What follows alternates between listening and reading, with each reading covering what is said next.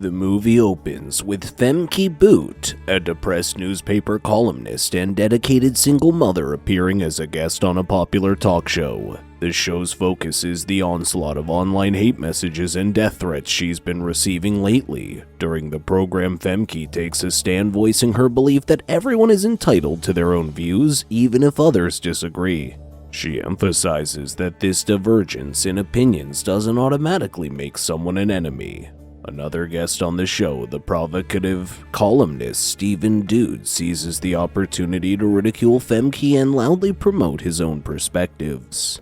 Once the show wraps up, Femke embarks on a quiet bike ride back home where she comes face to face with a fresh wave of harsh criticism and death threats posted about her talk show appearance. Pushed to her limit, Femke decides to disconnect from Twitter. The day brings her back to the office where a meeting with her publisher awaits. The publisher strongly advises Femke to make her upcoming book more relatable and refrain from dictating opinions to readers. The publisher then tasks Femke with writing a new book, expecting the first section to be completed within a week.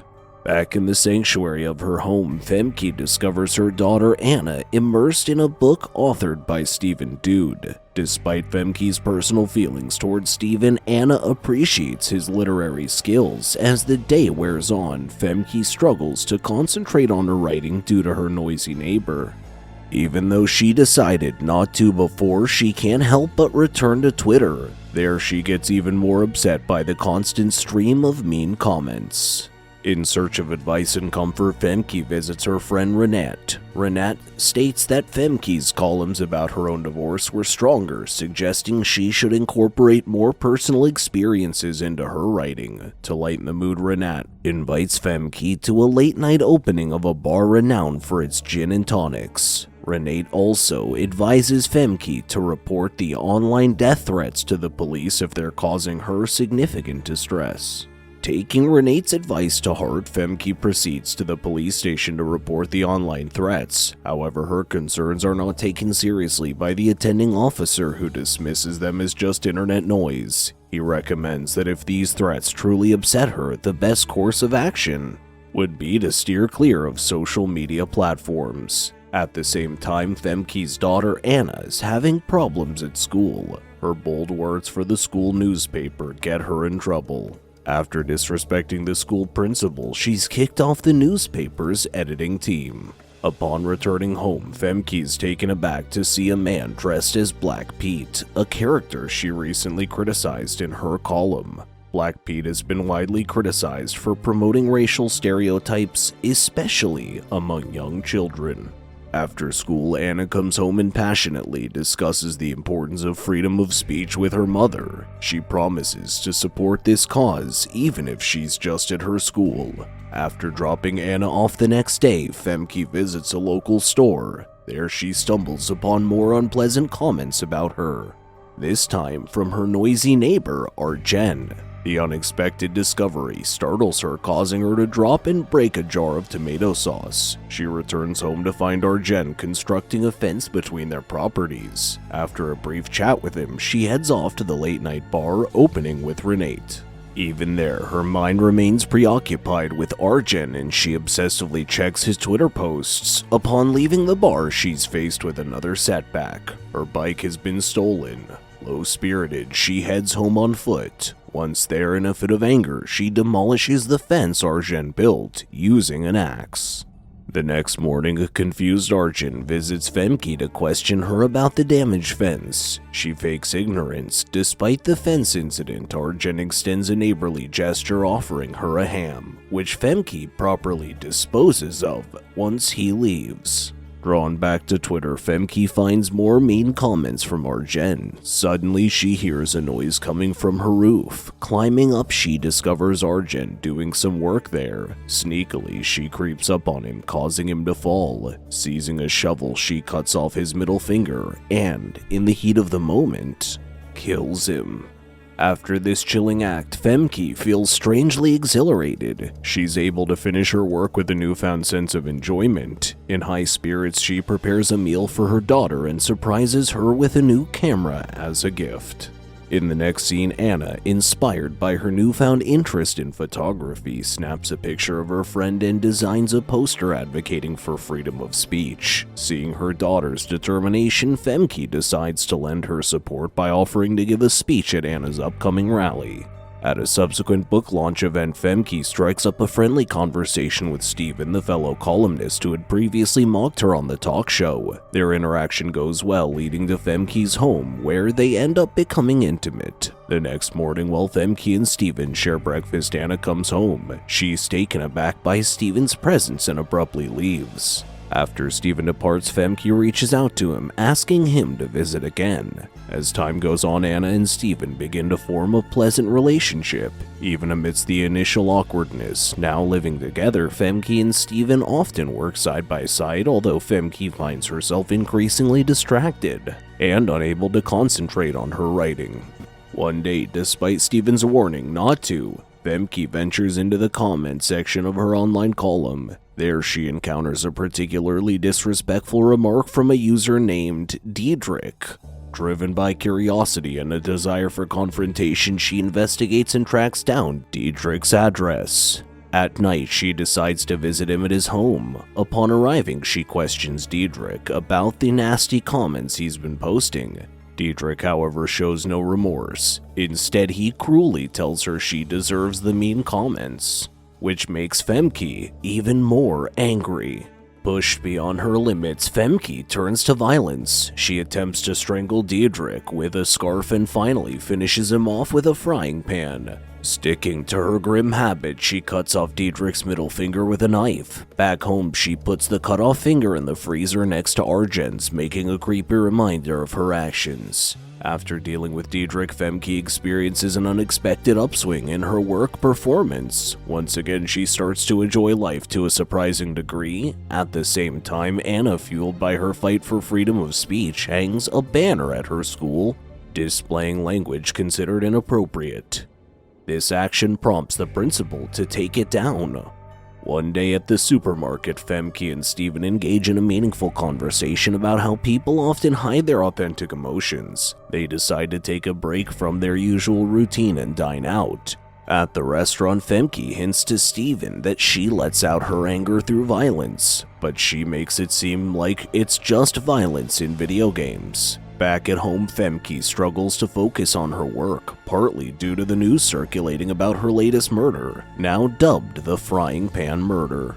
A visit to Twitter leads her to a mean comment by a user named Jeroen, who labels her as a pedo. This is based on a blog post Femke had written years ago at the age of 19 about her then 16-year-old boyfriend.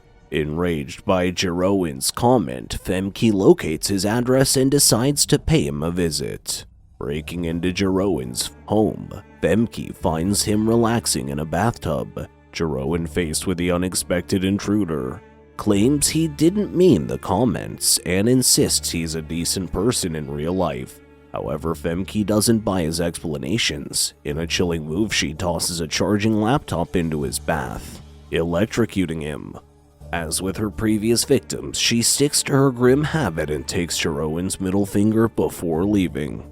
Back home, she finally manages to focus on her work, filled by the oddly satisfying sensation of having dealt with Jeroen. This marks the start of a dark killing rampage as Femke starts eliminating more people. One night after returning late from one such episode, Steven questions her about her whereabouts, suspecting her cheating on him. Femke reassures him that she's been out drinking with her friend, Renate, and isn't involved with anyone else. She then embraces him, her hands still stained with the blood of her recent victim. One morning, Femke's publisher shares that they're getting more and more hate mail. She suggests a daring idea to print these mean messages on the back cover of Femke's book, hoping to raise awareness towards hate speech and its consequences. At home, Anna reveals her plans to create another combative banner after her previous one was taken down by the school principal. Outraged by this, Femke plans to target the principal, but upon seeing him content with his wife, she abandons her violent intentions and leaves without causing any harm. On a different day, Femke's routine is interrupted by a visit from two police officers. They've been alerted by multiple reports accusing Femke of holding a minor as a sex slave in her home. Firmly denying these horrific allegations, she explains that the claims are likely the result of an old article she wrote being used against her, painting her as a pedo. She mentions a particular internet user, Bosk, about her, who seems to be orchestrating the online harassment. One of the officers seems familiar with this username, revealing that it belongs to a man named Tariq, though he refrains from providing any more information. Once the police officers leave, Femke makes an attempt to locate Tariq online, but to no avail. Meanwhile, Anna stumbles upon the gruesome tools that Femke uses for her killings. Capturing photos of them, she grows suspicious, but misguidedly attributes these items to Stephen. During lunch, Anna questions her mother about her trust in Stephen. Femke, unaware of her daughter's suspicions, affirms that she trusts him with all her heart. One evening, as Femke, Anna, and Stephen are immersed in watching the news, they hear about another bizarre murder, which is quickly being dubbed as the middle finger murder. Even as the police investigate her murders, Femke becomes increasingly fixated on finding the elusive Tariq, but she's unable to find any trace of him on the internet. After many days of unsuccessful searching, she starts to focus on another internet bully named Treinstein, who has also been saying mean things about her. Saying she needs to get some fresh air to clean her mind, Femke goes out when it's dark. When she gets home to Treinstein's home, she corners him with a knife, tying him to a pipe. This is where she learns his real name is Arend. Femke demands access to his computer, but Arend refuses to cooperate, leaving her to search for it herself. Simultaneously at school, Anna's anxiously waiting for her mom to come give her a speech as promised, but Femke is late. Upon Femke's return to Arend after her unsuccessful search for his computer, she discovers he's escaped. He's told his wife to call the police and gets his gun, revealed by hunting stuff in his house. Femke steps outside to locate him, only to be blindsided and struck with the butt of his rifle. However, she fights back, wounding him around his neck. They both fall to the ground in the fight, seizing the rifle. Femke chases Arend into the nearby woods. At the same time, guests including Stephen gather for Anna's rally. Anna attempts to call Femke, but her call is abruptly ended. When Anna questions Stephen about her mother's whereabouts, he confesses his ignorance. Stephen proposes stopping in to deliver the speech in Femke's place, but Anna promptly refuses his offer. Instead, Anna takes the stage, delivering the provocative speech written by her mother, which is filled with unsuitable language. Back in the woods, Femke finally manages to hunt down Arend and shoots him dead. When Femke finally gets home, she feels really bad about her actions. What happened that night has also made Anna really mad, who is upset with Femke wasn't there for her rally and didn't answer the phone. Deciding she's had enough, Anna decides to go live with her real dad, who's divorced from Femke. The next day, Femke cuts herself off from the harmful world of internet bullies, getting rid of her Wi-Fi and changing her smartphone for a simpler one.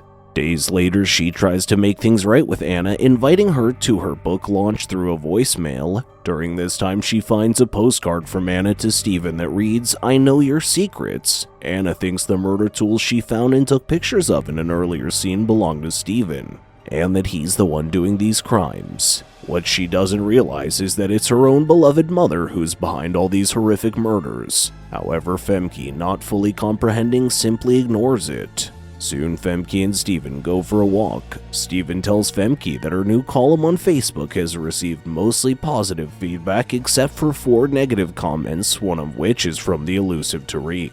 Back at home, Stephen finds the mysterious postcard, but he ignores it as well since he can't understand its meaning or what it refers to. The next morning, Anna returns declaring that she won't miss her mother's book launch. Meanwhile, Femke manages to retrieve Tariq's address from the internet, accessing via Stephen's phone.